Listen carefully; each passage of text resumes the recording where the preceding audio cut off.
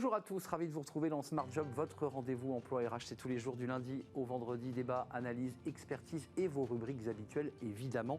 Bien dans son job aujourd'hui, cultiver l'innovation dans l'entreprise. Comment faire? On en parle avec Pierre-Antoine Roy. Il est le directeur programme Cegid Data Lab. Il est notre invité. Smart et réglo, on va revenir avec Étienne Pujol, avocat en droit social, sur les fameux barèmes Macron validés par la Cour de cassation. On va revenir sur cette bataille juridique. Elle dure depuis plusieurs années maintenant. Dans le cercle RH, un grand entretien avec le directeur adjoint, le DRH d'Engie, un leader mondial du gaz évidemment, mais aussi des énergies renouvelables, une entreprise en transformation. On fera le point avec lui dans quelques instants. Et puis dans Fenêtre sur l'emploi, recruter sans discriminer, on parlera avec Marie Hombrook l'intégration des personnes handicapées dans l'entreprise. Ça ne marche pas si bien que ça, ça sera à la fin de notre émission. Tout de suite, c'est bien dans son job.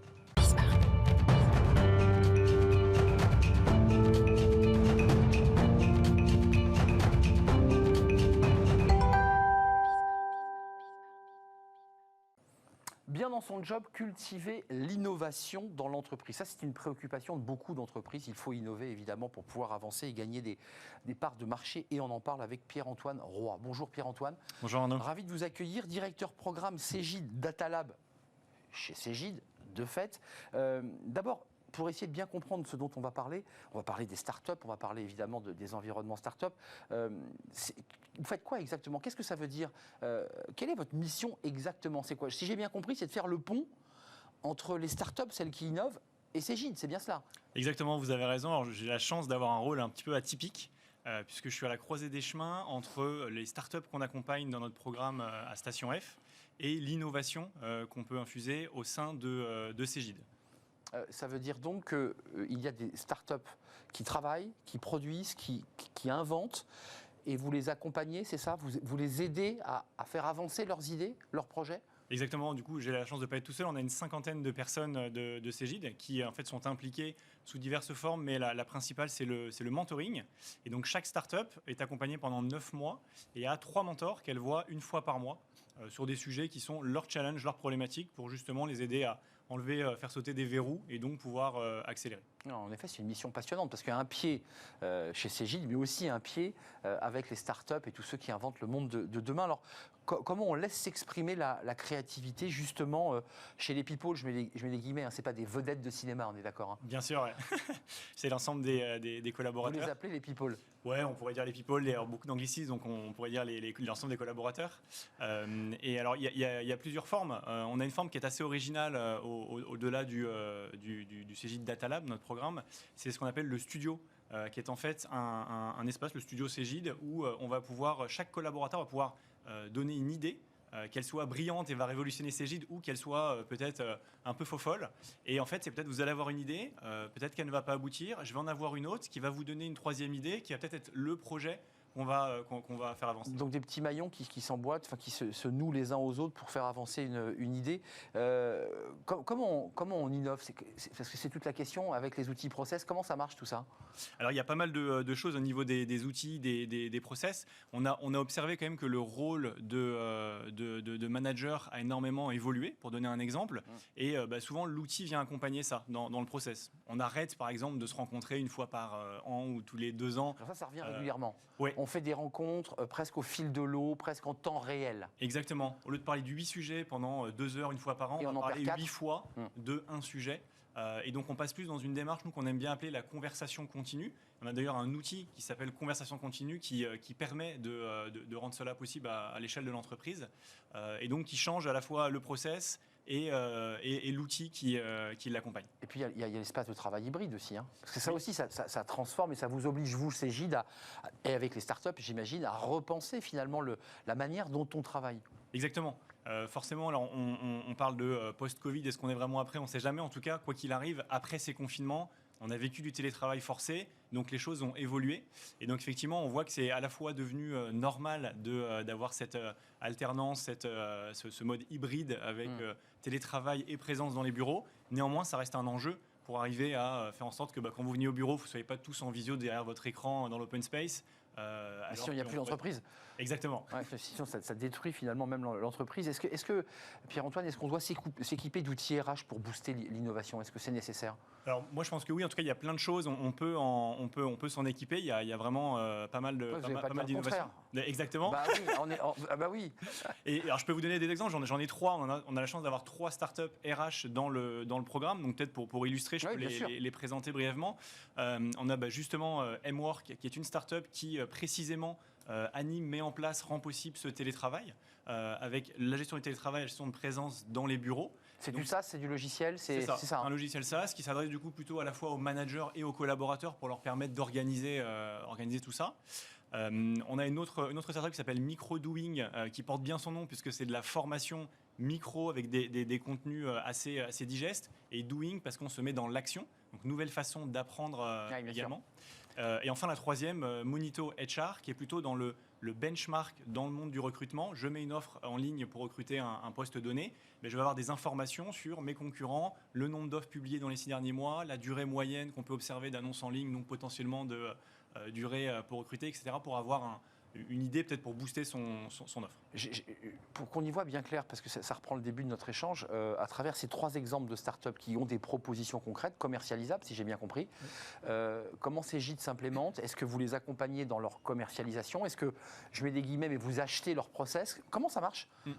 Alors c'est vrai qu'il y a pas mal de programmes qui ont des approches différentes, notamment à Station F. Et c'est vrai que nous, ce qu'on ne fait pas, c'est qu'on ne vient pas ici avec l'ambition de dire on va racheter une des sociétés du programme. On va forcément implémenter toutes les solutions. La proposition de valeur qu'on leur donne, c'est vous allez pouvoir bénéficier de l'expertise de Cegid au travers de l'ensemble des métiers que l'on a. Et effectivement, Cegid, avec cette posture de pionnier un peu dans la tech, vient rendre un peu ce qu'on a reçu. Donc il y a énormément d'expertise et de savoir qui sont partagés. Et en fait, ce sont des effets de bord. C'est-à-dire que quand vous rencontrez un product manager qui vous aide à travailler sur votre produit, peut-être il voit votre produit, il voit les problématiques de ses clients. Parfois il va y avoir quelque chose qui va être poussé et vous allez avoir peut-être un partenariat qui va naître. Oui, en fait, c'est une forme de networking start-up, grand groupe pour en fait pousser une start-up parce que évidemment le product manager se dit tiens, ça c'est intéressant de l'envoyer à ce patron. Mais est-ce qu'il y a chez vous aussi, chez Cegid, au-delà de rendre, j'allais dire presque philosophiquement, est-ce qu'il y a aussi l'idée quand même d'aller puiser de l'énergie que parfois les grands groupes n'ont plus ou n'ont pas assez?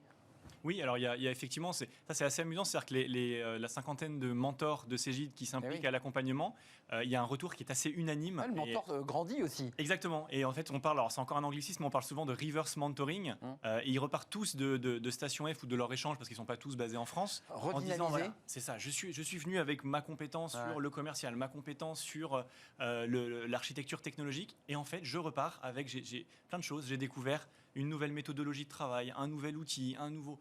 Et en fait, on continue d'apprendre. C'est toute la force du mentoring et du mentorat. C'est-à-dire que le mentoré et le mentor, finalement, se grandissent tous les deux en même temps. Exactement. D'une manière différente. La suite, c'est quoi pour vous? Parce que là, vous nous avez cité 3 exemples, il y en a plein d'autres.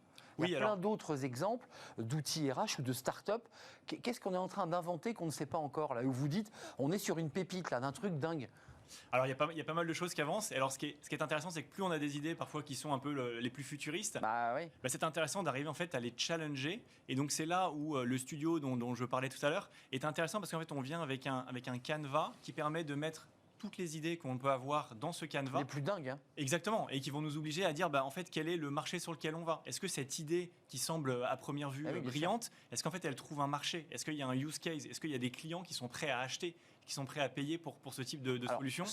Et on se rend compte en fait si oui ou non on est en train de créer quelque chose ou pas. Alors Pierre-Antoine, sans déflorer les secrets, parce que c'est aussi un peu des secrets, vous n'allez pas dévoiler à la télévision là. Mais c'est quoi les sujets sur lesquels vous dites, voilà, les nouvelles pistes? Parce que là, on a évoqué des pistes dans lesquelles on est déjà. Le travail hybride, la manière dont on accompagne les managers dans leurs relations, ça existe déjà. Ouais. Qu'est-ce qui n'existe pas et vous dites, on va vers cela? Alors, en prospective, si d'aventure vous en avez. Alors il y a beaucoup de choses.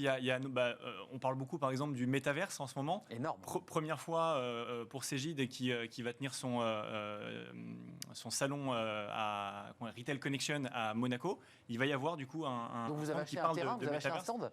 C'est Cegid qui organise. Donc du coup il y a un stand qui va présenter des choses sur la métaverse. Donc Cegid a acheté un espace? Exactement, donc, pas acheter d'espace, mais va présenter quelque chose en tout cas sur le métaverse avec un partenaire. Donc c'est des sujets sur lesquels on avance en tout cas, qu'on regarde et on essaye d'aller explorer. C'est quand cet événement d'ailleurs C'est Monaco, j'ai plus la date, c'est en juin, j'ai plus la date précise. Je vous ai challengé, Pierre-Antoine, voilà, vous ne saviez pas quelle était la date. C'était le jeu, bien sûr. Merci Pierre-Antoine Roy, directeur programme Cegid Data Lab, avec ce lien fort, nécessaire, nourrissant d'ailleurs, entre les startups et Cegid. En fait, ils inventent le monde d'aujourd'hui finalement, c'est même pas le monde de demain. Merci de nous avoir rendu visite. La suite, c'est le droit, rien que le droit, comme chaque semaine, Smart et Réglo. On parle du barème Macron et on en parle avec Étienne Pujol.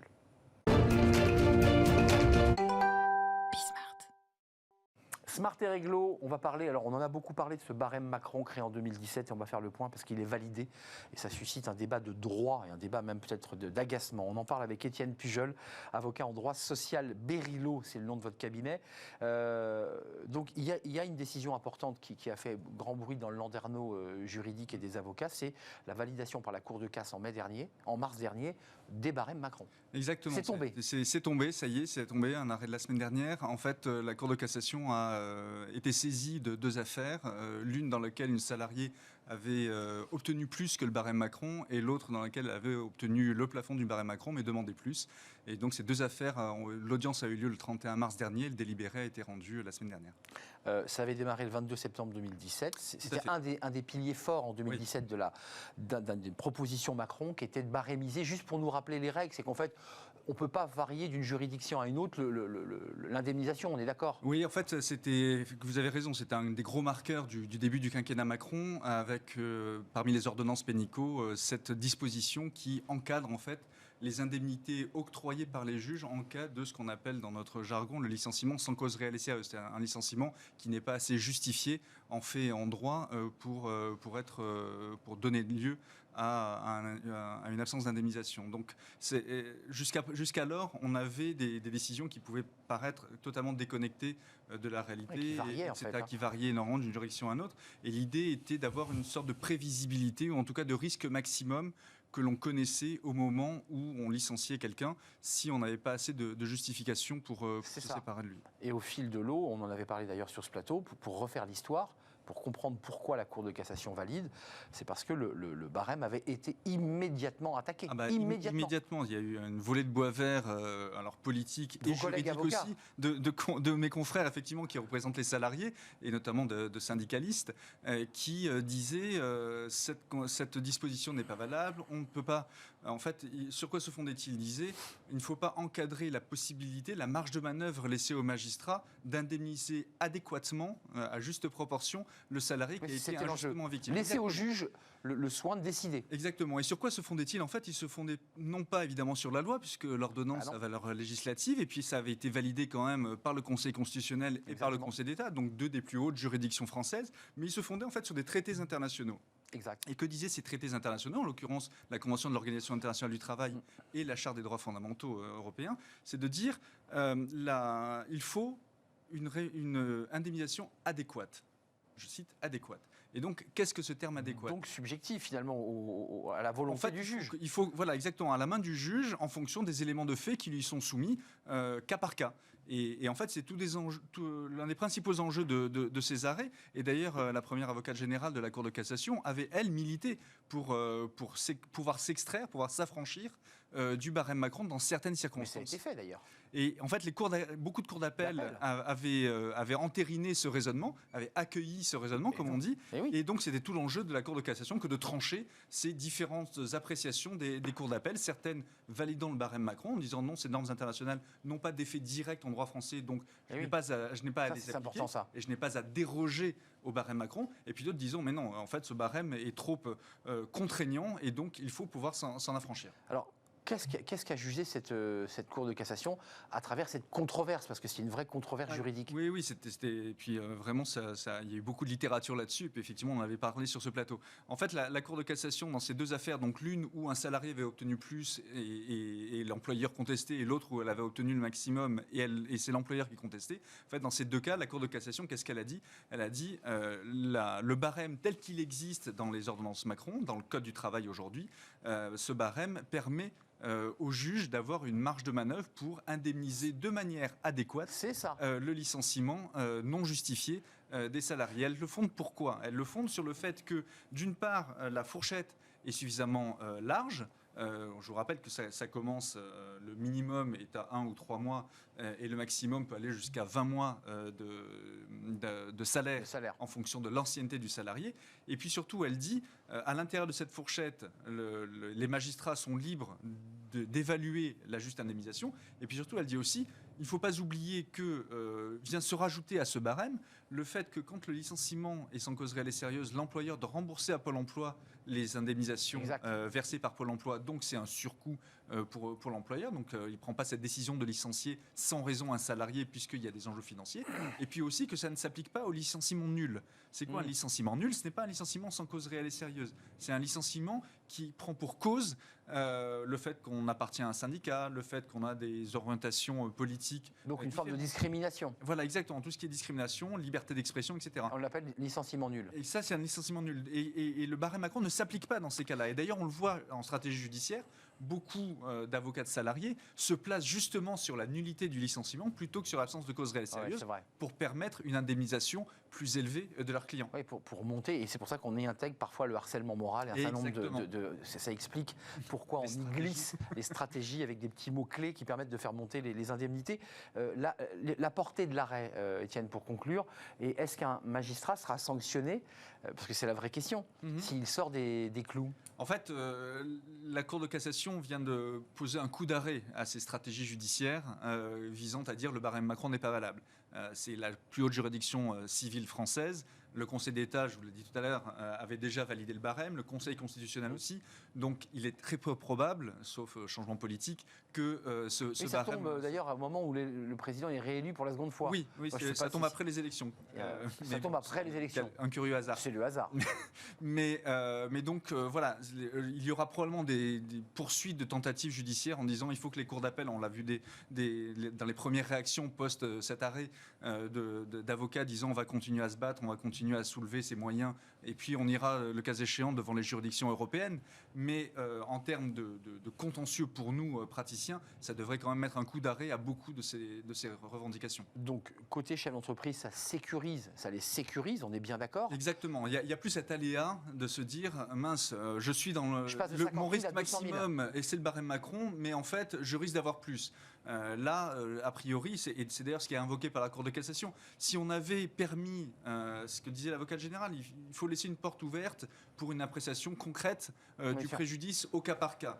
Et la Cour de cassation contredit son avocat général et dit non, si on faisait ça, en fait, ça ferait une inégalité du justiciable devant les juridictions. Certains se verraient octroyer des indemnités supplémentaires et d'autres pas. Donc ça contrevient à un autre article, une disposition pour le coup constitutionnel du droit français, qui est l'article 6 de la Déclaration des droits de l'homme et du citoyen. Et donc, on ne peut pas aller sur ce terrain-là. Donc, ça sécurise les entreprises lorsqu'elles se séparent de leurs collaborateurs. Pour le dire simplement, avec ce barème, elles pourront anticiper le montant qu'elles vont verser. Voilà.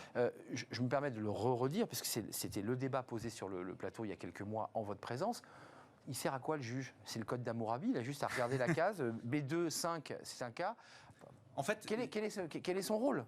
On appelle, je précise, oui, bien sûr. Un magistrat professionnel. Exactement. En fait, sa marge de manœuvre, quelle est-elle? Elle est d'étalonner le préjudice subi entre le minimum de la barème Macron et le maximum. Entre 0 et 100, quoi. Exactement. Et il va dire, voilà, selon les éléments qui me sont soumis, typiquement, entre un salarié qui a retrouvé du boulot immédiatement après avoir été licencié et un salarié qui est toujours en demande d'emploi alors qu'il est devant la cour d'appel, l'indemnisation ne doit pas être la même. C'est pas qu'elle ne va pas être la même, c'est qu'elle ne doit pas être la même. Et c'est ça que le magistrat doit évaluer. C'est tout le jeu, je dirais, de leur conseil que de justifier auprès du magistrat quel est le véritable préjudice subi par le salarié. Mais en revanche, il a un cadre extrêmement strict dans lequel il peut évidemment choisir le montant d'indemnité. Juste avant de nous quitter, qu'on soit bien précis, peut-être qu'on en reparlera, mais les stratégies qui sont parfois des méthodes un peu dilatoires, d'y faire rentrer du harcèlement moral pour essayer de, même si tout ça n'est pas totalement prouvé, ça disparaîtra ou pas? Alors non, évidemment, au contraire, ça risque de prospérer encore plus, et notamment dans les situations conflictuelles où les salariés essaient de négocier une rupture conventionnelle et puis finalement Pour ça tordre ne marche le bras. pas. On va dire je suis harcelé moralement, je suis un épuisement professionnel et je prends acte de la rupture et on va considérer que cette prise d'acte ne va pas produire les effets d'une cause réelle et sérieuse, mais d'un licenciement nul. Donc voilà, il y aura quand même des stratégies judiciaires, ça nous continue à faire du travail pour nous, c'est très bien, mais il est bien évident que les avocats, avec leur créativité, vont continuer à essayer de contourner ce barème pour obtenir une indemnisation supplémentaire.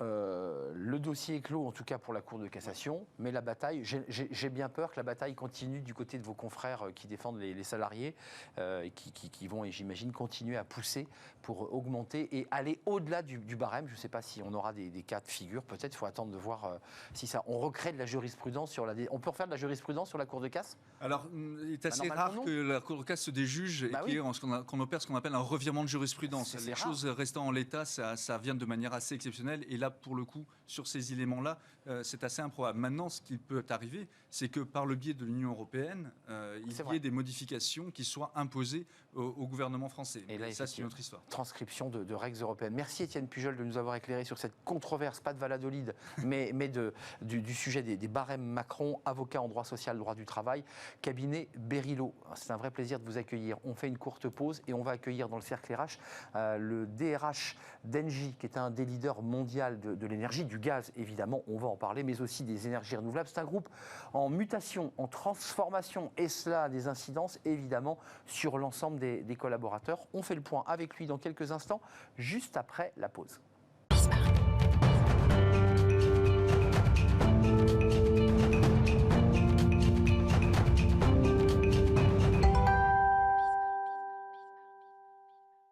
Le cercle RH aujourd'hui, et c'est un grand entretien avec le DRH d'Engie, Jean-Sébastien Blanc. Merci d'avoir répondu à notre invitation. Engie, alors, marque connue, l'un des leaders, si ce n'est le leader mondial de l'énergie. Alors, le gaz, on va en parler, mais avec une entreprise qui se transforme, qui mute avec les énergies renouvelables. On va bien sûr longuement en parler. Et c'est pas rien quand on est DRH et qu'une entreprise se transforme. D'abord, un mot quand même, parce que pour resituer les enjeux, le gaz était votre énergie centrale, leader. On a la crise en Ukraine. Vous avez eu Nord Stream 2, dans lequel vous étiez engagé. Il y a l'idée quand même que les 27 coupent le robinet. C'est en négociation, j'imagine que vous devez suivre ça d'assez près. Quelque part, par la force des choses, vous n'avez pas le choix que de vous transformer. Enfin, par la force des événements de l'histoire. D'abord, la guerre en Ukraine, c'est quelque chose qui est un traumatisme pour tout le monde et en premier lieu pour Engie. Deuxièmement, c'est vrai que le gaz, c'est notre métier d'origine. C'est une énergie dont on est fier, dont on considère qu'elle a un avenir. Et ce qui va se passer ou ce qui peut se passer en Ukraine et en Russie peut avoir un impact pour nous. Ce qui est certain, c'est que ça rend encore plus fort et légitime notre stratégie, qui est de passer vers les énergies renouvelables à très très grande vitesse. Vous l'aviez avant la crise ukrainienne, il faut quand même le préciser que Jean-Pierre Clamadieu, la nouvelle directrice générale Catherine MacGregor, était déjà engagée dans cette transformation. Mais je vous repose la question, ça vous oblige à accélérer. Si tout d'un coup le gaz est coupé, on va s'approvisionner en gaz américain, enfin gaz de schiste, si j'ai bien compris.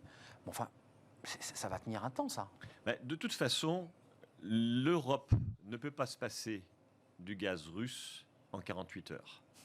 Aujourd'hui, quand on voit les volumes de gaz qui sont diffusés par la Russie partout en Europe, c'est 60% de la consommation du gaz allemand. On est moins dépendant.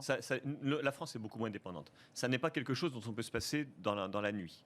Par contre, le fait de travailler ensemble sur la capacité à être indépendant et à produire nous-mêmes notre énergie, et c'est le propre des énergies renouvelables, le soleil et le vent, chacun en a, plus ou moins. Donc la capacité des pays à s'adresser et à comprendre cet enjeu-là, elle est critique. Et Engie est l'entreprise qui, par l'ensemble de ses compétences et de ses métiers, est à même d'accompagner cette transition-là. Alors, rappelons qu'Engie, c'est parce que peut-être la nouvelle génération ou ceux qui n'étaient pas là, et le mariage de GDF et de Suez, c'est M. Mestralet qui avait porté ce projet pour créer un leader. C'est vrai qu'il y a beaucoup de critiques sur l'entreprise parce qu'on attendait beaucoup de vous. Et finalement, certains, même les observateurs des marchés, disent mais finalement, Engie n'a pas produit ce qu'on attendait d'elle. Est-ce qu'il y a un petit côté déceptif, même en interne, chez les collaborateurs, qui se disent, après tout, Engie, elle n'est pas devenue le leader mondial ou le numéro 1 mondial ? pense que Engie a besoin de clarifier et de mieux expliquer qui nous sommes. Et une des raisons pour lesquelles aujourd'hui nous faisons une session importante avec Equance et la cession des services multimétiers au groupe Bouygues, c'est aussi pour avoir un groupe qui est plus lisible. Chauffagiste, Chauffagiste, climatisation. ce qu'on appelle le FM, le Facility Management. Donc 72 000 collaborateurs très engagés sur une trentaine de pays, mais qui sont des métiers qui finalement avaient un rapport relativement lointain avec notre feuille de route sur la transition énergétique. Alors ça, ces 72 000 collaborateurs, c'est en négociation, c'est signé, mais là maintenant on est sur des enjeux d'organisation. Alors là, vous êtes plus DRH que de 100 000 salariés, on est d'accord. Le que me semble modeste. C'est modeste. Enfin, vous étiez auparavant, encore aujourd'hui 174 000, 170 000. Dans quelques mois, vous serez à la tête d'une entreprise de 100 000 collaborateurs, on est d'accord. Tout à fait. À la naissance, il y avait combien, plus de 200 000 collaborateurs au moment. Oui, parce qu'il y a eu la partie Suez Environnement, Lyonnaise des Eaux. Il y a eu des changements de scope et de périmètre, parce que comme vous le disiez, Suez avait un périmètre, GDF avait un périmètre. À la fin, c'est sa concentration sur le métier de l'énergie qui fait du sens aujourd'hui. Et en fait, on va être un groupe concentré sur 4 métiers. Alors justement, arrivons au fond, parce que il y a cette volonté.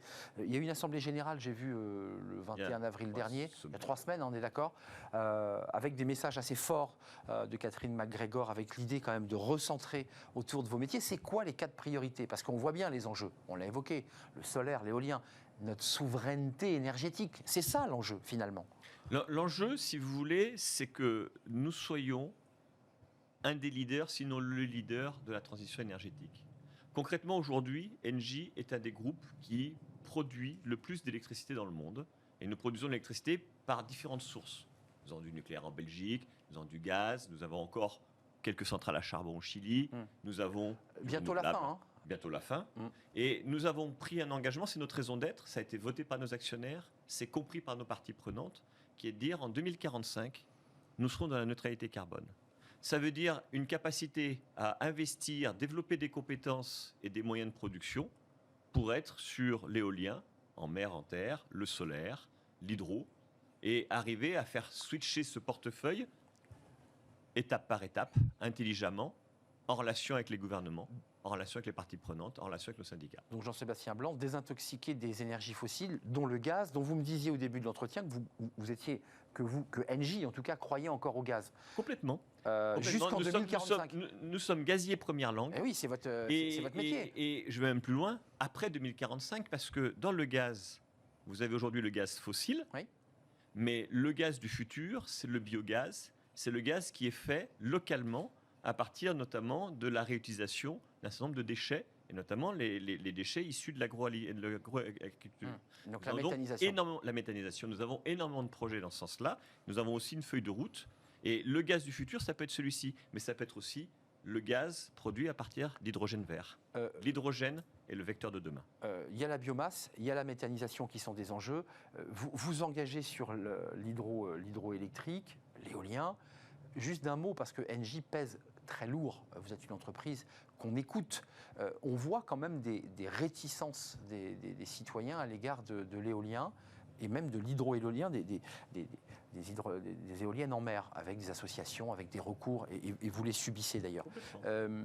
On pourra avancer sur cette question, parce qu'on entend bien le discours de dire on a du vent, on a du soleil, utilisons cette énergie qui est gratuite, sauf que les citoyens, en tout cas pour l'éolien, n'en veulent pas. Est-ce que ça, c'est aussi pour votre stratégie dans les nouveaux métiers une difficulté? Alors, ce qui est intéressant, c'est que cette réticence par rapport au solaire ou à l'éolien est très différente selon les pays. Oui. Elle est très différente selon la perception qu'on a des enjeux climatiques et d'énergie. L'Espagne avait des réticences jusqu'au moment où ils ont eu un très gros blackout pendant plusieurs jours. Et ils ont compris que l'enjeu énergétique n'était pas un enjeu du passé, mais un enjeu du futur. Ouais, c'est quand il n'y a plus de courant qu'on se dit Je pense tout, qu'en France, la crise ukrainienne, la guerre en Ukraine, va changer beaucoup de choses sur la compréhension de cet enjeu-là. Et nous avons, nous, une responsabilité. Nous avons déposé un label qui s'appelle TED, en relation avec Bureau Veritas, qui consiste à avoir une méthodologie d'acceptation, de dialogue, de relation avec les parties prenantes sur un territoire. Le maire, les citoyens doivent comprendre les possibilités et les enjeux positifs de nos projets.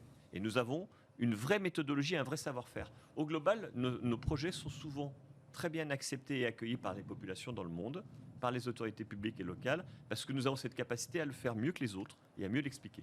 Alors, recentré sur 4 métiers, on va parler quand même de... J'ai vu des accords dans le cadre d'un dialogue social régénéré, accord mondial avec des syndicats étrangers, mais aussi avec les syndicats français, parce qu'il y a aussi l'idée quand même de maintenir des collaborateurs, de les engager dans une entreprise qui se transforme. Et ça, c'est vous qui êtes en première ligne sur cette question. C'est-à-dire, comment on maintient des collaborateurs, comment on les engage dans une entreprise qui est en totale mutation et qui dit, attendez, ces métiers-là, on arrête, celui-ci, on hésite, et puis on va...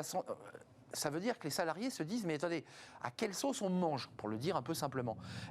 Comment on fait là, quand on est DRH? Quels sont les messages que l'on passe? Comment on dit les choses? Ça tombe bien parce que ma passion, c'est la cuisine. Donc vous voyez... Je ne le savais pas, ça, vous voyez. J'avais travaillé le dossier, mais je ne savais pas que la cuisine était votre passion. Non, donc vous avez raison. Il y a plusieurs ingrédients pour réussir ça. Le premier, c'est d'avoir une vision claire de là où on veut aller. C'est la raison d'être. Et nos collaboratrices et nos collaborateurs, et on le mesure dans nos enquêtes d'engagement, adhèrent énormément à notre raison d'être. Quand on leur explique que notre travail à nous, c'est de contribuer à ce que la planète soit meilleure par une énergie décarbonée, renouvelable et accessible à tous. Ça a du sens. Ça a du sens. Et c'est d'ailleurs un élément d'attractivité très important. Moi-même, vous l'avez dit, j'ai rejoint Engie il y a un peu plus d'1 an. Quand Engie m'a appelé, quand on a commencé à discuter, le fait d'être contributeur de ce projet-là, pour vous, personnellement, pour moi, personnellement, c'est une motivation. Donc, ce n'est pas que les jeunes générations qui sont c'est intéressées. pas que la génération Z. Exactement. Les collaboratrices et collaborateurs qui sont depuis 30 ans et qui sont extrêmement loyaux à Engie, qui viennent de Suez ou de GDF, portent ce message-là et y croient. Ça existe encore, les Suez GDF? Excusez-moi, je ne suis pas à l'intérieur de l'entreprise, mais il y a un peu comme, vous savez, quand on associe les deux couleurs, c'est les bleus, c'est les rouges. Non. Ça n'existe plus. Vous avez réussi à la créer, cette entreprise? Non, je pense d'abord, chacun a son métier, et ça c'est important. Donc les gens de GDF, ex-GDF, ont leur métier de gazier, et un peu partout dans le monde, on a ceux qui sont plutôt du gaz, qui viennent plutôt de l'électricité, etc. Mais globalement, Engie est une entreprise intégrée, et qui va l'être de plus en plus, parce que notre succès vient et viendra de notre capacité à travailler avec des compétences multiples sur des projets complexes. Alors, pour le relier aux enjeux de transformation, Equans, c'est quoi, 7 milliards qui vont vous permettre de récupérer de l'argent frais. Mais j'ai vu qu'il y avait un plan d'économie de 600 millions d'euros, peut-être me trompais-je, mais comment vous réinventez l'entreprise? Comment vous la disposez? Est-ce que vous maintenez vos effectifs? Est-ce que vous dites, on n'a plus tout à fait besoin de ceux qu'on avait aujourd'hui, mais il faut qu'on aille chercher des ingénieurs, de la data, de l'algorithme? Je ne sais pas. Et ça vous oblige à flécher vos stratégies de recrutement. Vous en êtes où, là, sur ces sujets-là? Alors, d'abord, notre stratégie est une stratégie de croissance. Donc nous n'avons pas d'inquiétude structurelle par rapport à l'emploi, parce que nous sommes sur des métiers en croissance, nous sommes sur des métiers sur lesquels il y a des besoins. Et en fait, je pense que c'est même la première fois de ma vie en tant que DRH que je suis dans une entreprise qui n'a pas de problème de marché. D'accord. Donc ça, c'est formidable. Parce qu'un DRH, parfois, il est obligé de se séparer de collaborateurs, et ce n'est pas la partie la plus agréable. Je suis passé par l'automobile, Ouais, j'ai vu. on sait ce que c'est. Ouais. Voilà. Engie a cette chance d'être un leader sur un marché en croissance, où à la limite, notre problème à nous, c'est d'être sélectif sur les pays, donc d'être capable de réfréner nos appétits. Vous réduisez, là, hein. Voilà. Donc, en fait, ce qu'on est en train de faire, on n'est pas en train de réduire, on est en train de se concentrer. On est en train de se concentrer en se disant, on a 4 métiers prioritaires, on a une trentaine de pays, dont 7 ou 8 sont extrêmement importants, la France, la Belgique, l'Allemagne, le Brésil, le Chili, les États-Unis. Donc, en mettant le paquet, si vous me passez l'expression, financièrement et d'un point de vue humain, c'est là où on va y arriver. Et vous parliez des 7 milliards d'euros qui va être le produit de la cession de Equans. Nous avons un plan d'investissement de plus de 15 milliards d'euros sur les 3 prochaines années, uniquement en investissement de croissance. Et ça, c'est fondamental parce qu'en fait, aujourd'hui, nous produisons de l'électricité renouvelable, l'équivalent de 30 gigawatts. Alors, pour nos téléspectateurs, 1 gigawatt, c'est l'équivalent d'une centrale nucléaire. Donc, on a l'équivalent de 30 centrales nucléaires en énergie renouvelable. En 2030, ce sera 80 gigawatts. Donc, nous allons construire, dans les années à venir, l'équivalent de 50 centrales nucléaires en énergie renouvelable, solaire, hydro, éolien. Juste parenthèse, parce que ça c'est un sujet évidemment auquel sont confrontés les collaborateurs sur le terrain. Vous êtes aujourd'hui et vous vous orientez malgré la puissance de feu d'Engie sur un marché qui est très concurrentiel. Il y a beaucoup d'acteurs sur le marché. Oui, d'abord ça nous plaît, puisque la concurrence, ça vous challenge, bien sûr. La concurrence, c'est ce qui nous fait grandir et progresser tous les jours. La deuxième chose, c'est que le fait qu'il y ait de la concurrence nous montre qu'on avait eu raison avant tout le monde et qu'on a raison d'aller sur ces marchés. La troisième chose, c'est qu'on sait faire des choses que personne ne sait faire. Nous maîtrisons les réseaux de distribution, nous maîtrisons les énergies renouvelables, éoliennes, solaires et hydro. Les réseaux de nous chaleur. maîtrisons les réseaux de chaleur, nous maîtrisons les services aux entreprises. Le deal que nous avons fait avec Forestia, par exemple, il est très illustratif. Une grande entreprise qui a plus de 200 usines et qui dit « moi je veux passer à l'énergie décarbonée ». Eh bien on vient, on les aide à améliorer la performance énergétique de leurs usines, on les aide à avoir des équipements solaires sur leurs usines et ce n'est pas eux qui payons, c'est pas eux qui payaient. Et nous leur fournissons une énergie renouvelable. Donc on a un ensemble de services et on est les seuls à pouvoir faire ça. On est les seuls. Et avec les forces en interne. Parce que c'était Avec ma les question. compétences en interne. Vous n'êtes pas en train de vous dire il faut qu'on aille quand même chercher de la compétence à l'extérieur. Vous les avez. On les a. Après ça, quand on se développe dans un pays, forcément avec la croissance, on va recruter ou réallouer des ressources. Bien sûr. Mais fondamentalement, c'est notre métier. Nous savons le faire très bien, mieux que beaucoup d'autres, et nous accélérons. C'est pour ça que c'est assez confortable. Ouais. C'est assez Pour confortable vous, en tout cas, parce qu'en fait, si vous voulez, on n'a pas à découvrir des choses, on a à les accélérer. Donc c'est des enjeux de recrutement, de formation, mais quand nous approchons des collaboratrices, des collaborateurs en leur disant on va se développer dans le Chili, ils le savent, ils le comprennent, ils savent en parler aux candidats. Ça veut dire qu'il y a des pays que vous allez, sur lesquels vous allez lever le pied, c'est lesquels par exemple là Clairement, par exemple, nous sommes sortis de la Grèce, Ouais. nous sommes sortis de la Croatie, nous sortons d'un certain nombre de pays en Asie où nous n'avions pas la taille critique. L'idée, c'est de peser, quoi. Gouverner, c'est choisir. Et dans le management, savoir renoncer est parfois plus important que savoir accepter.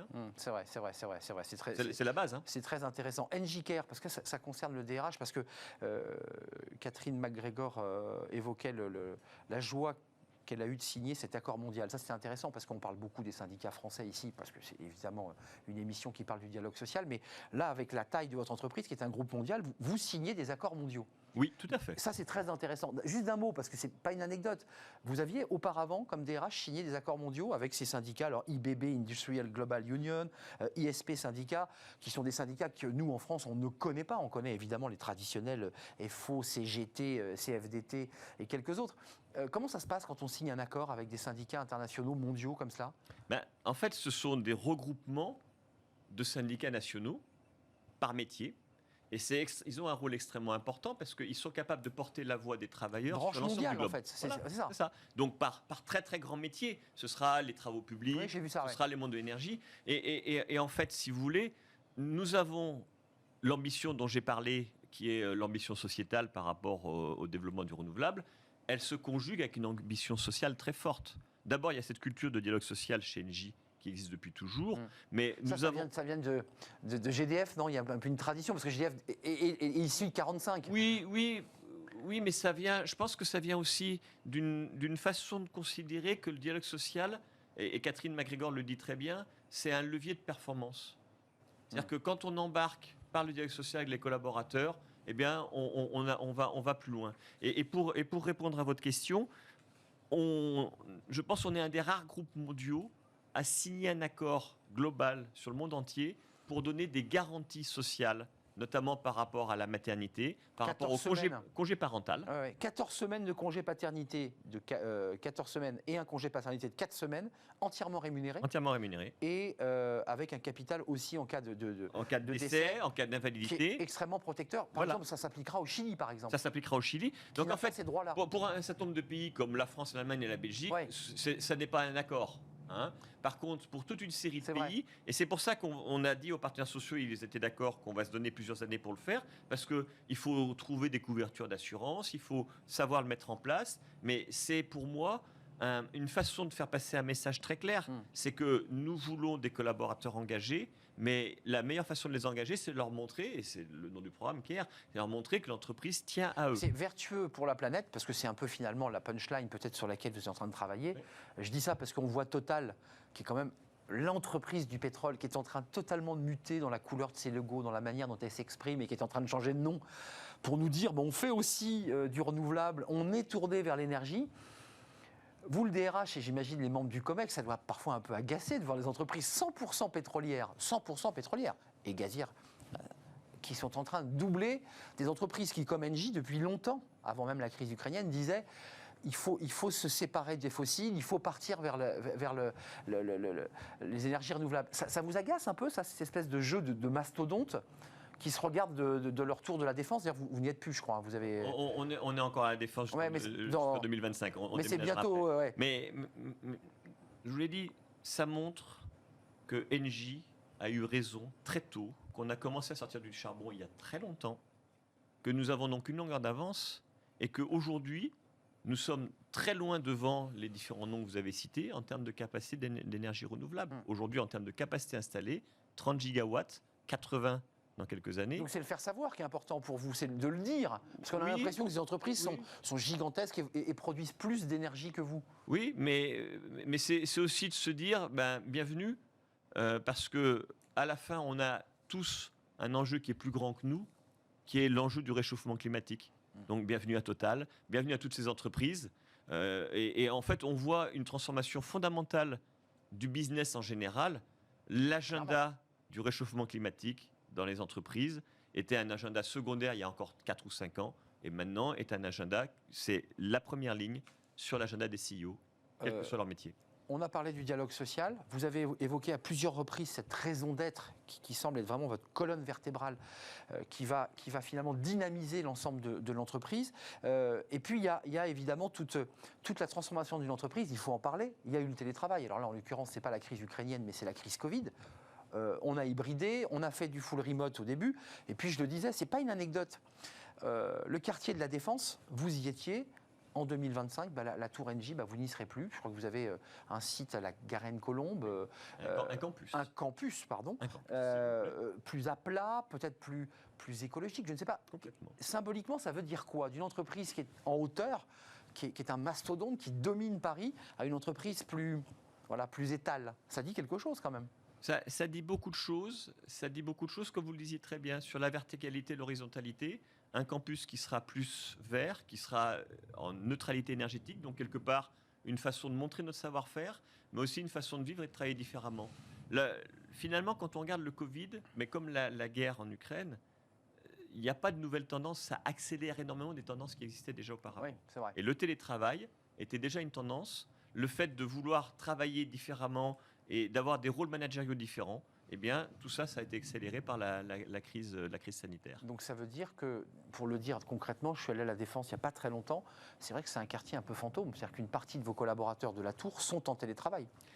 Une partie des collaborateurs de la Tour sont en télétravail. Depuis la levée des mesures sanitaires, depuis 4-5 semaines, on voit du monde dans les couloirs, dans les rues, dans les transports en commun, et c'est très agréable à voir à quelle vitesse la Défense revit. Je pense qu'il ne faut pas condamner trop vite parce que notre entreprise a une position qui est très claire. Nous sommes grégaires, nous travaillons sur des projets collectifs complexes et ça suppose une capacité à travailler physiquement ensemble, partout dans le monde.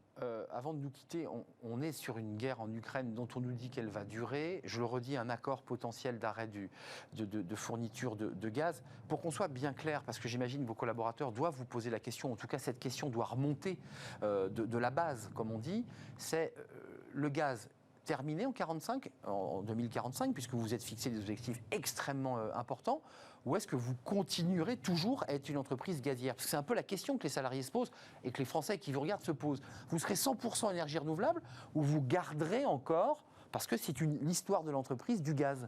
Nous sommes convaincus que le gaz fait partie des énergies du futur. Donc vous la maintenez dans les énergies du futur? Mais avec cette condition que le gaz devienne renouvelable. Donc un gaz qui soit non pas des énergies fossiles, qui ne viennent pas de Russie, mais des énergies renouvelables, qui ne viennent pas de Russie. Donc c'est ça la feuille de route, c'est ça notre enjeu. Et après ça, dans le métier du gaz, il y a des maîtrises, notamment sur ce qui concerne le transport, les gazoducs. Oui. Il y a des maîtrises de compétences qui vont servir potentiellement sur l'hydrogène. L'hydrogène sera l'énergie du futur. C'est l'hydrogène. Vous misez sur l'hydrogène parce qu'il y a, vous l'avez remarqué, il y a un débat sur les voitures électriques, sur les constructions de batteries. Des grandes usines se construisent au nord de la France. Vous faites un choix pas disruptif, mais un peu, en disant, nous, on part sur l'hydrogène. Donc vous êtes en train d'avancer sur cette technologie. Complètement, complètement. Mais l'automobile aussi, j'en viens, le ferroviaire, l'aéronautique, l'hydrogène sur le moyen terme. Aujourd'hui, c'est les batteries pour l'automobile. Aujourd'hui, c'est les batteries. C'est la batterie qui domine. Voilà, c'est ça. Mais encore une fois, on est sur des étapes. Et de même que je n'oppose pas le nucléaire à l'éolien ou au solaire, la réponse va venir d'un ensemble de solutions. Oui. L'hydrogène va être très important. On est aujourd'hui en train de travailler avec le Chili pour produire de l'hydrogène vert à partir du solaire, qui va être transformé en un liquide. Qui sera l'ammonia, transporté par bateau en Belgique pour être consommé. Donc, demain, l'hydrogène liquéfié ou de l'hydrogène transformé en un vecteur chimique. Demain, vous allez voir apparaître, aujourd'hui c'est du pétrole qu'on transporte d'un pays à un autre, nous allons voir apparaître des cheminements énergétiques très différents. L'élément commun, c'est que finalement, l'énergie solaire, elle est aléatoire. La capacité à transformer l'énergie solaire aléatoire en énergie stockable, c'est l'hydrogène vert. L'hydrogène va être le vecteur énergétique du futur dans toutes les industries. Ouais, le soleil devient un outil qui permet de fabriquer donc vous avez misé sur l'hydrogène. C'est une question un peu traditionnelle pour les DRH de grands groupes qui viennent sur notre plateau, parce que c'est vrai que c'est tellement gigantesque d'avoir encore la main sur 170 000, bientôt 100 000, mais c'est quoi la journée là, après l'émission de télévision? Qu'est-ce que fait le DRH d'Engie? C'est quoi la journée d'un DRH d'un grand groupe? C'est de parler au DRH des business units, parce que vous avez évidemment une grande équipe, vous avez des DRH par business unit, j'imagine. Comment ça se passe? Vous êtes le chef des DRH? En fait, bon, je suis DRH en chef, mais la première partie de mon métier, c'est de bien comprendre le business et d'être membre du comité exécutif. Mais oui. La deuxième partie de mon métier, c'est que mes journées soient toutes différentes, de façon à ce que j'ai un mélange de contact avec le terrain, un mélange de management de mes DRH de DRH, et un mélange de comment est-ce qu'on va pouvoir travailler sur les sujets du futur, notamment les compétences. Ça veut dire tremper le thermomètre, pour le dire simplement, pour avoir des remontées aussi de vos collaborateurs, de vous dire on est dans la bonne stratégie, on fait les bons choix. J'imagine que vous avez des remontées là, aujourd'hui. Tout à fait. Donc les gens sont... Le métier d'un DRH, c'est la phrase de René Char, c'est penser en stratège et agir en primitif. Agir en primitif, qui est une très très jolie phrase. Merci de nous avoir rendu visite, Jean-Sébastien Blanc. Vous êtes encore jusqu'en 2025 dans la Tour de la Défense, il faut le préciser, mais ensuite la Garenne-Colombe dans le campus vert et vertueux, à énergie positive, si j'ai bien compris. Ce sera une très très belle image de l'entreprise, avec des collaborateurs qui seront fiers d'être dans un environnement qui correspond à notre volonté de développement durable. C'est un vrai plaisir de vous accueillir et de découvrir finalement les stratégies de cette entreprise qui est en train de se transformer de fond en comble, ou presque, parce que vous avez maintenu le gaz et l'hydrogène. Vous êtes le DRH chez Engie, 170 000 collaborateurs. Merci de nous avoir rendu visite. On termine notre émission avec Fenêtre sur l'emploi, et c'est tout de suite.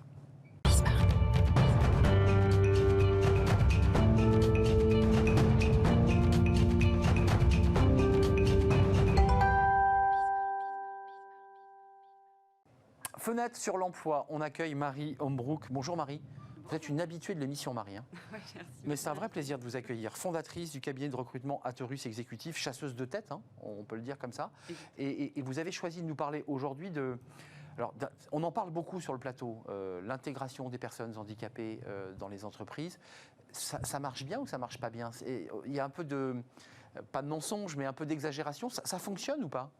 Alors, est-ce que ça fonctionne ou pas? Oui, j'espère. Après, ça va dépendre dans quel environnement, ça va dépendre dans quel type d'entreprise.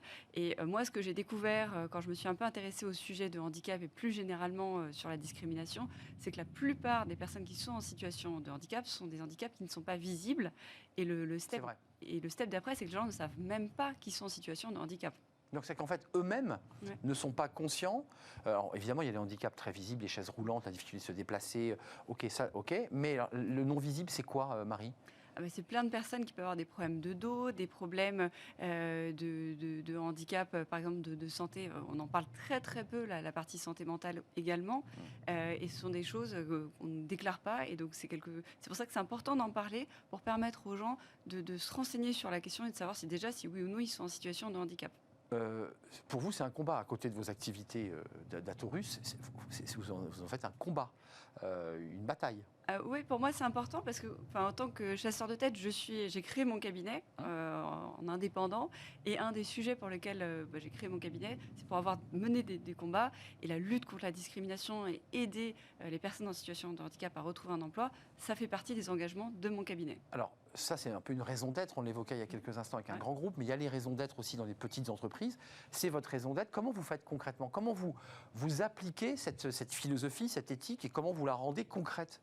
Alors, il y a 2 actions. Donc, moi, je fais du recrutement. Donc, déjà, la première chose, c'est au sein de mes équipes, on travaille énormément sur la lutte contre la non-discrimination. Donc, c'est-à-dire qu'on s'efforce, quand on regarde des CV, d'avoir un œil le plus, en tous les cas, neutre vis-à-vis des discriminations, de ne pas s'arrêter au nom des personnes, de ne pas s'arrêter à leur couleur de peau, de ne pas aller regarder forcément leur adresse modulo, et c'est ça, il faut quand même qu'on fasse une petite parenthèse là-dessus, c'est que c'est bien joli de la discrimination, mais il y a des moments, il y a des principes de réalité. Donc il y a quand le poste est à un endroit, forcément, je ne vais pas forcément appeler quelqu'un qui sera très très loin. Donc ça, c'est le premier point. Mais ce qui est sûr, c'est que nous, la première chose qu'on va faire, c'est qu'on va essayer dans notre quotidien, le premier élément, d'être le plus propre et le plus vertueux vis-à-vis de ça. Donc quand vous avez des clients qui ont des desiderata un petit peu stricts, parce que ça arrive quand on est chasseur de tête, on vous dit je veux pas ci, je veux pas ça. Dans votre éthique, vous êtes obligé de lui dire, mais attendez, là, c'est pas possible ce que vous me dites là. Il y a des moments où ça coince. Évidemment, il y a des moments où ça coince, et surtout en ce moment où il y a des gens qui vont nous dire, je veux une personne qui a tel âge ou qui est de tel sexe, parce que vous comprenez, mon équipe est très masculine, donc je préfère avoir une femme. Nous, c'est notre job. Oui, c'est le début, ça. Oui, c'est souvent la question ça arrive très régulièrement. Et nous, c'est ce qu'on va répondre. On va lui dire, attendez, nous, ce qu'on va vous présenter, c'est des candidats. Si c'est des hommes, c'est des hommes. Si c'est des femmes, c'est des femmes. Mais ils auront les compétences, ils correspondront à ce que vous cherchez. Exactement. Mais par contre, c'est vrai que je préfère un homme plutôt qu'une femme. Est-ce qu'on peut le considérer déjà comme une discrimination au sens juridique du terme ? Pour nous, oui, c'en est une. Après, il y a un cas où le fait de vouloir absolument un homme ou une femme, c'est des choses que vous ne pouvez pas enlever. C'est par exemple, si vous êtes vous êtes dans le cinéma, vous recherchez un acteur qui soit une femme. Je veux dire, il y a un moment, c'est la réalité qui fait que vous avez besoin de ça, donc vous pouvez discriminer. Ce que je voudrais laisser comme message... Oui, là, ça devient fou, quoi. C'est chercher une femme et qu'on vous dit, non, c'est pas possible. Là, non, évidemment que ce qu'il faut entendre, c'est que sur ces cas de discrimination, oui, il y en a 24, ils sont assez nombreux, mais c'est aussi, il faut avoir un peu de bon sens paysan. C'est-à-dire qu'on va les appliquer, mais il faut qu'il y ait une cohérence. Si la personne habite à 300 km, ça n'a pas vraiment de sens d'aller la contacter, parce qu'elle va être loin. Donc, quelque part, elle va subir une forme de discrimination, mais qui est logique. Il y a une association, parce que je vais faire un vilain jeu de mots, évidemment, c'est votre dada. L'association Droit comme un H. Vous êtes impliqué. Comment ça marche ? Quelle est cette association ? Puisque j'ai vu que vous étiez impliqué aussi à travers une compétition d'équitation. Expliquez-moi le lien avec tout ça. Alors, ce qui se passe, c'est donc, dans ma vie professionnelle, je suis recruteur, ça c'est un sujet. Chasseuse de tête. Chapitre 1. Et en parallèle, j'ai repris il y a quelques temps l'équitation grâce à un de mes coachs qui s'appelle Fabrice Bossy du Polo de Paris. Vous l'évoquiez la fois dernière. Ouais. Et en fait, ce qui s'est passé, c'est qu'on s'est lancé un challenge. On va faire un concours de cheval qui est sur un terrain mythique qui est à la Baule. Et on s'est dit comment lier cet événement sportif à une cause qui nous est chère. Et entre autres, mon coach, c'est un ancien coach qui était dédié aux personnes qui étaient en situation de handicap. Et nous, à titre professionnel, Atorus Executive soutient une association qui s'appelle Droit comme un H, qui a été créée par Stéphane Baller et Mathieu Juglar. Mathieu Juglar, c'est un avocat qui est aveugle, un des rares avocats aveugles en France. Et Stéphane Baller, c'est aussi un avocat qui, lui, a la particularité qu'il a été dans ses équipes sensibilisé par un sujet de handicap. Et ils se sont dit, et si on crée une association pour permettre aux personnes en situation de handicap... Donc droit comme un H. Droit comme un H, exactement, donc à des juristes aveugles, de trouver un emploi. Et donc l'idée, c'est quoi ? C'est que nous, en tant qu'entreprise, en tant que chasseur de tête, on va permettre à nos clients d'aller dans ce vivier de candidats qui sont en situation... D'ouvrir des portes, de faire le lien.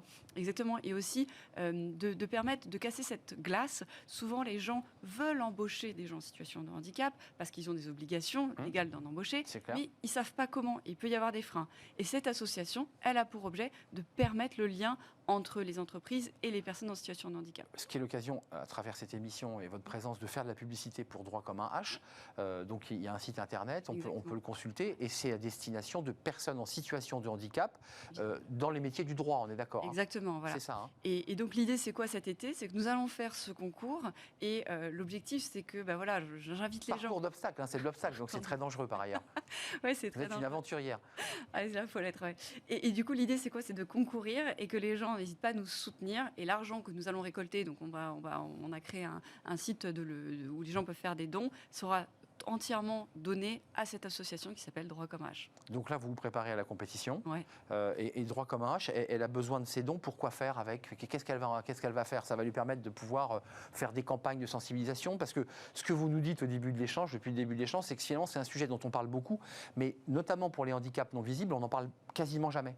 Oui, et c'est surtout le rendre très pratique. Donc, qu'est-ce qu'ils vont faire? Ça va être peut-être, ça va être acheter du matériel, parce que souvent, il y a besoin de certains matériels. Ça va être aussi de la communication. Ça va être de faire le lien entre l'entreprise et ces personnes-là. Et ça prend du temps, ça prend de l'énergie, de permettre de se faire des ponts. Et c'est ça que cette association va faire. Donc, c'est la sensibilisation, c'est aussi faire les connexions, parce que ça ne se fait pas naturellement, et d'aider au quotidien ces personnes-là.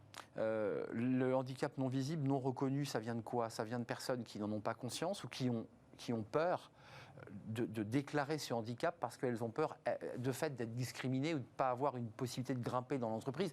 Qu'est-ce qui justifie qu'une personne qui sait qu'elle a des difficultés mentales ou physiques, mais qu'on ne voit pas, ne le déclare pas? C'est quoi? Il y a une forme de censure, de pudeur, de gêne? Je pense que déjà, il y a un premier facteur, c'est que les gens ne le savent pas. C'est vraiment, il y a les gens ne sont pas renseignés, ne se sont pas posé la question. Donc c'est aussi de notre mission, en tant que société engagée, d'aller dire aux personnes qui sont en entreprise, d'aller se renseigner. Je vais vous donner un exemple. On avait fait un espèce d'audit auprès des professions des directeurs juridiques avec une société qui s'appelle Microsoft, avec le Cercle Montesquieu, avec aussi Droit comme Âge. Très connu. Il y a quelques années, où en fait, justement, on était en train de se poser la question de qu'est-ce que vous savez sur ce sujet du handicap? Quelles sont vos obligations, quels sont vos droits? Et on s'était rendu compte qu'il n'y avait pas grand-chose qui était connu.